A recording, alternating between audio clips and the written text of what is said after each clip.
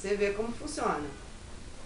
Então agora a gente está desesperado de outros livros que tenha negócio de ou videogame, ou um seriado, House, ou não sei o que tem um livro daquele assunto, porque tem um público. A gente acabou de ver isso. Isso é uma experiência nova. Eu nunca tinha feito um livro de televisão.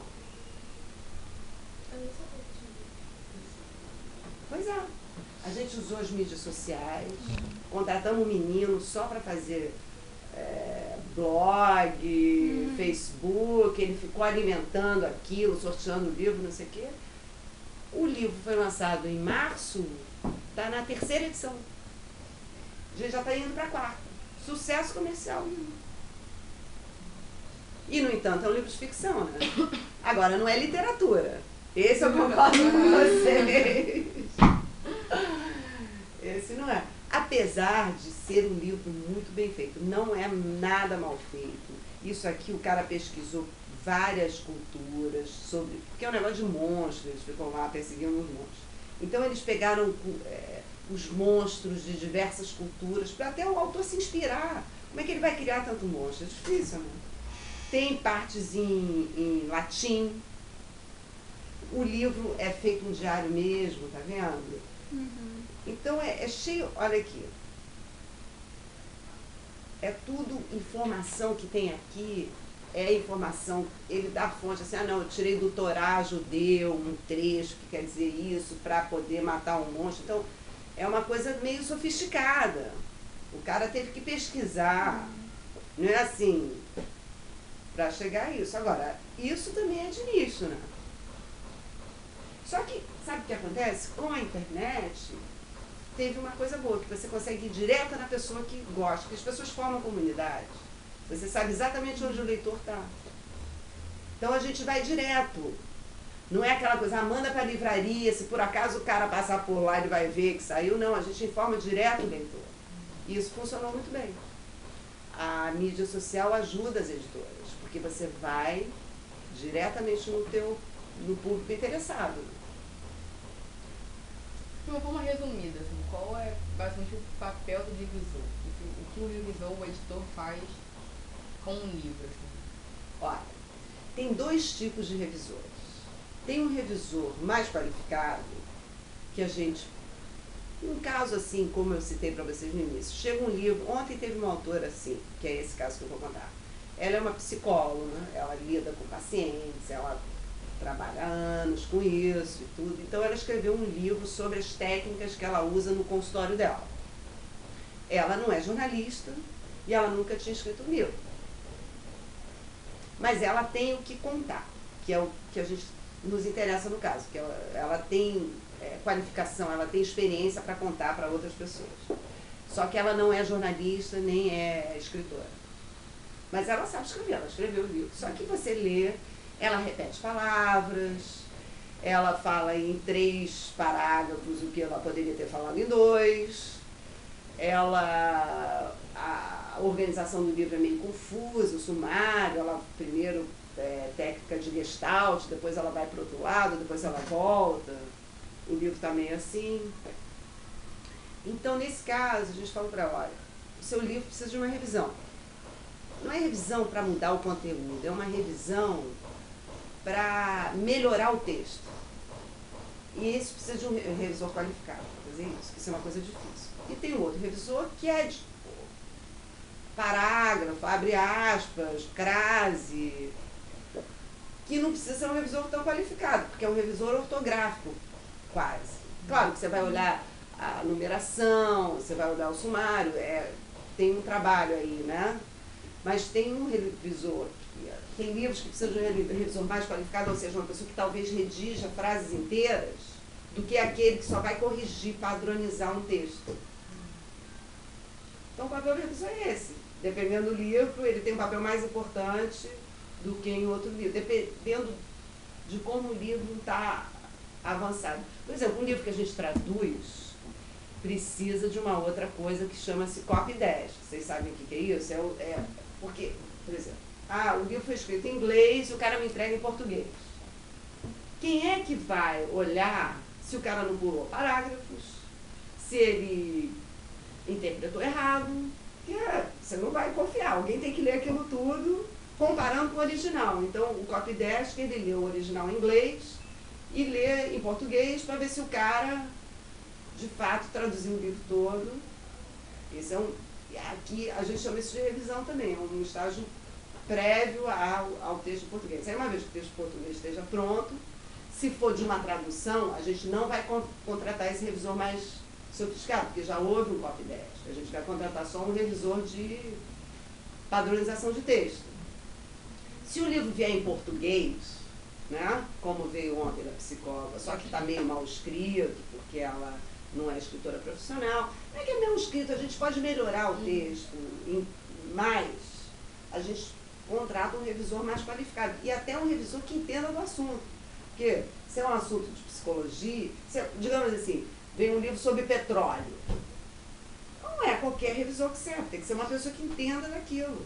Ainda tem isso, o revisor tem que ter uma área de atuação. Vocês provavelmente vão ser da área de literatura, né? Mas seria uma boa ideia vocês ampliarem isso também, entendeu? Entrar para a área. Tem muito livro de história hoje em dia.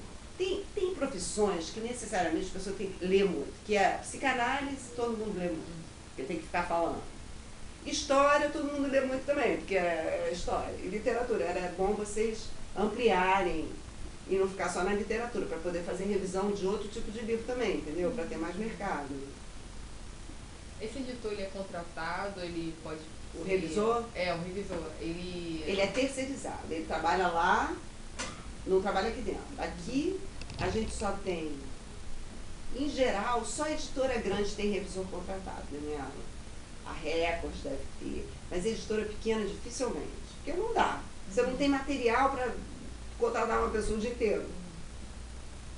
Então, aqui a gente terceiriza tudo. E a gente faz assim, fulana entende mais desse assunto, manda um livro para ela. Beltrana entende mais de não sei o que, manda para o outro. As revisoras têm uma certa especialização. Elas trabalham em casa e tem um padrão de preço. Deixa eu ver se está escrito aqui. Aí, tipo, R$3,50 a primeira revisão, R$2,50 a segunda. A gente faz 3 revisões de texto, né? Em geral. Tem texto que não chega tanto, mas 3 você vê bastante coisa. Lê o livro todo 3 vezes. Muitas vezes a última revisão a gente muda de revisor e a pessoa fica viciada. Já não viu. Já não vê nada. Mas a gente tem um time de revisores que trabalham conosco. Às vezes a gente tem pressa, né? Precisa ter alguém ali que faça rápido. Capa sempre passa por revisão. Passa pela revisão inicial antes de imprimir. Porque o pior erro que tem é sair na capa. Se for no miolo, menos mal, né? Agora na capa é uma vergonha horrível. Não tem como esconder. Porque às vezes sai erros, né? A gente tenta que não saia nada errado e sai. Agora na capa é fatal. Seria o caso de recolher o livro e fazer outro. Erro na capa é uma vergonha. Então, a capa passa por revisão. As pessoas fazem revisão na tela agora, nem dá tempo de mandar, a pessoa lê lá, que é um saco até, né? Eu canso de aprovar capa na tela, eu não aprendi isso ainda, porque a gente tem uma impressora pequena, mas quanto mais eu faço, mais eu me convenço que se o material é impresso, você tem que vê-lo impresso antes de fazer a escala industrial. A tela é capciosa e mentirosa muitas vezes, ou você não enxerga o ponto por questão de cor. Então o ideal é imprimir mesmo, capa principalmente.